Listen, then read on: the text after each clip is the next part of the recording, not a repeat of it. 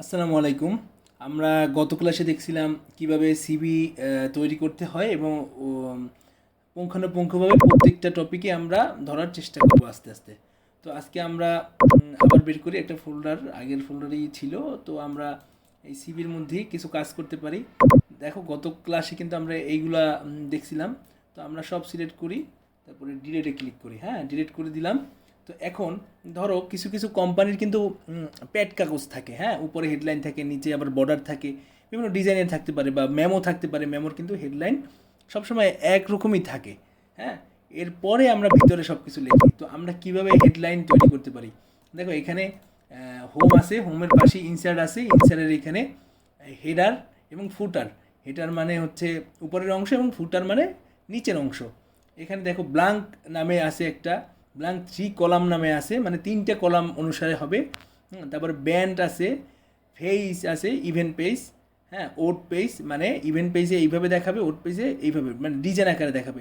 চলো আমরা একটু ডিজাইন আকারেই দেখি, না ব্লাঙ্ক আকারে দেখব। আগে ব্লাঙ্ক দেখি। ব্লাঙ্ক কী করলাম, তো এইভাবে type here, here is your document, document name, not it's not a document name. এখানে তুমি দেবা তোমার প্রতিষ্ঠানের নাম হতে পারে, ধরো ঢাকা ইউনিভার্সিটি। হ্যাঁ, ঢাকা ইউনিভার্সিটি বোল্ড করলাম, কন্ট্রোল দিলাম। হ্যাঁ, এইটা একটু আরও বড় করতে চাই, হোমে আসলাম, তো এখানে একটু বড় করে দিলাম। হ্যাঁ, আর ফন্ট দিলাম টাইমস নিউ রোমান। এখন কিন্তু হয়ে গেল, তাই তো? তো এইভাবে যদি আমি আবার পাশে ক্লিক করি, মানে নিচে এখন একটু অ্যাশ কালার হয়েছে। কেন অ্যাশ কালার? কারণ এটা প্যাড কাগজের আকারে কাজ করলো। তো এখন আমরা কি করব, দেখো এটা অটোমেটিক ফুটার তৈরি আসছে, ফুটার।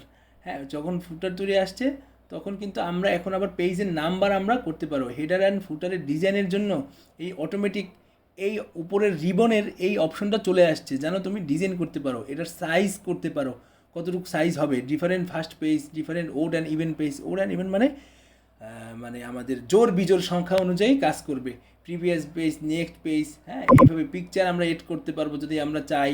তো পেজ নাম্বার, চলো আমরা বটমে পেজ নাম্বার দেবো। কী নাম্বার দেবো? Page number. এখানে এইটা দিলাম, এই দেখো বটমে 1 পেজ। এখন যদি আমরা এখানে যদি আমরা ক্লিক করি, দেখো এখন কিন্তু আমরা এখান থেকে লেখা শুরু করতে পারি। আবার যদি ঢাকা ভার্সিটি ডবল ক্লিক করি, ডবল ক্লিক করলেই আবার হেডার এবং ফুটার নিয়ে আমরা কাজ করতে পারি।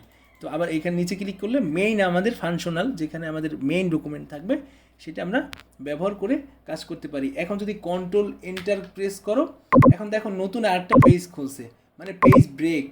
আমরা যদি লেআউটে যাই, এই যে ব্রেকটা দেখতেছো, এখানে যদি আবার একটা ক্লিক করো, আবার একটা পেজ খুলছে। এখন এইভাবে সবার নাও দেখাতে পারে, কারণ আমার পিসিটা মানে আমার মনিটরটা বড় বিধায় এইভাবে দেখাচ্ছে। যদি আমরা আরও বড় করলাম, এখন কিন্তু আলাদা আলাদা পেজ, দেখো প্রথম পেজ এইভাবে আসলো, মানে আমি আলাদা একটা নিচে পেজ নিলাম, বেশি করে পেজ নিলাম, তখন ব্রেকে যায়। হ্যাঁ, পেজ ব্রেকে দিতে পারি, কলাম ব্রেক করতে পারি, টেক্সট র্যাপিং করতে পারি। তো পেজ ব্রেকে গেলে, আর এটার হচ্ছে শর্টকাট কি হচ্ছে কন্ট্রোল এন্টার। হ্যাঁ, এইভাবে কিন্তু আমরা মাইক্রোসফট অফিসের পেজ ব্রেক করতে পারি, হেডার এবং ফুটার নিজের ইচ্ছা মতো করতে পারি। আমরা ক্লিয়ার? মনে হচ্ছে আমরা আসলে বুঝতে পেরেছি। আর যদি যারা বুঝতে না পারি, তারা নিচে কমেন্ট করে। ধন্যবাদ সবাইকে।